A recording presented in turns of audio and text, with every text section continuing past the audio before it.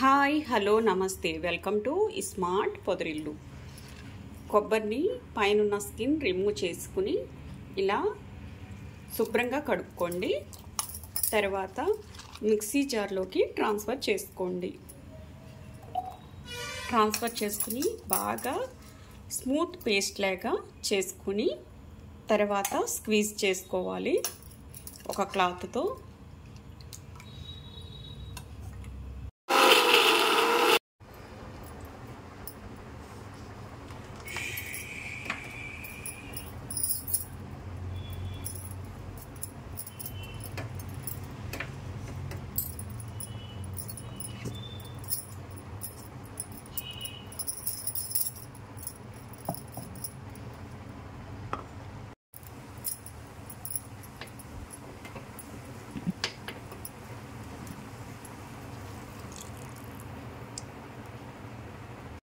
Flame వెలిగించుకుని మూకుడు పెట్టుకోండి. స్క్వీజ్ చేసుకున్న పాలతో ఇలా వచ్చిన కొబ్బరిని ఓవెన్లో పెట్టుకోవాలండి. ఓవెన్లో పెట్టుకుని బాగా డ్రై అవనివ్వాలి. ఓవెన్ లేని వాళ్ళు మూకుడులో వేసుకుని లో ఫ్లేమ్లో పెట్టుకుని కలుపుకుంటూ ఉండి డ్రై చేసుకోండి.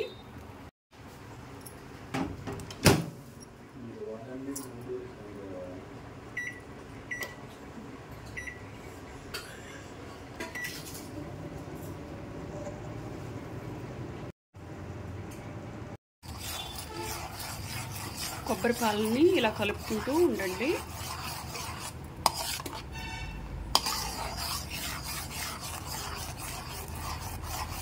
టూ మినిట్స్ అనేది కలిపిన తర్వాత పంచదార యాడ్ చేసుకోండి.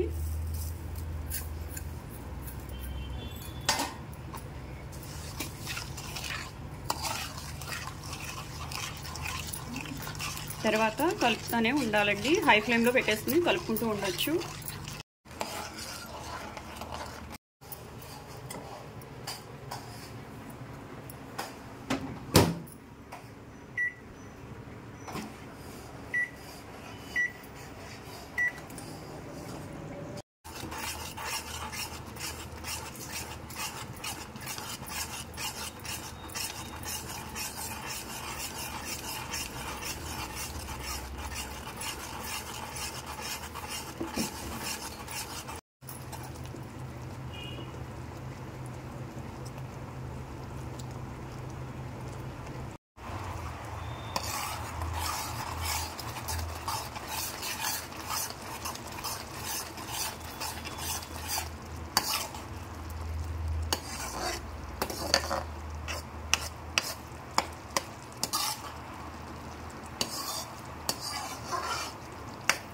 ఇలా కోవాలాగా దగ్గరికి వస్తుందండి.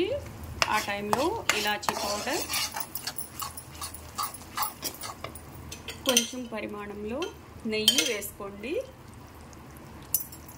వేసుకుని కలుపుకోవాలి.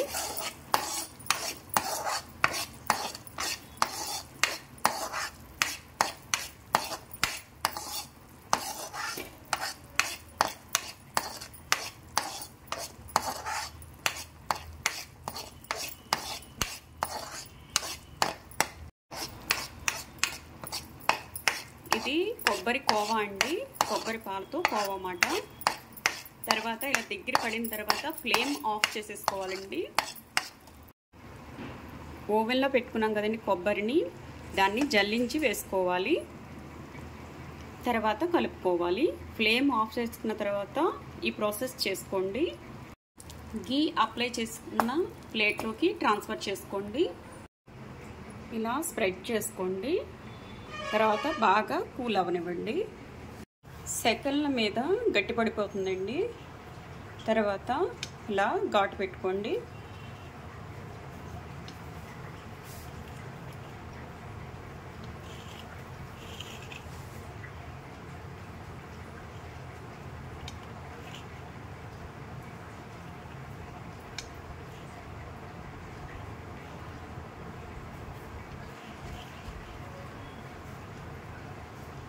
తర్వాత తీసుకోండి. చాలా ఈజీ ప్రాసెస్ కదా, తప్పకుండా ట్రై చేయండి. మీరు ఎప్పుడు ఇలా చేసుకుని ఉండరు. ఒక్కసారి ప్లీజ్ ప్లీజ్ ప్లీజ్ ట్రై చేయండి. చాలా అంటే చాలా బాగుంటుందండి. కోవా టేస్ట్ అయితే ఉంటుంది, కాసేపు కోవాలాగా అనిపిస్తుంది, కలాకానీ టైప్లో ఉంటుంది. మామూలుగా కొబ్బరితో చేసినట్టు కూడా తెలుస్తుంది. కొబ్బరి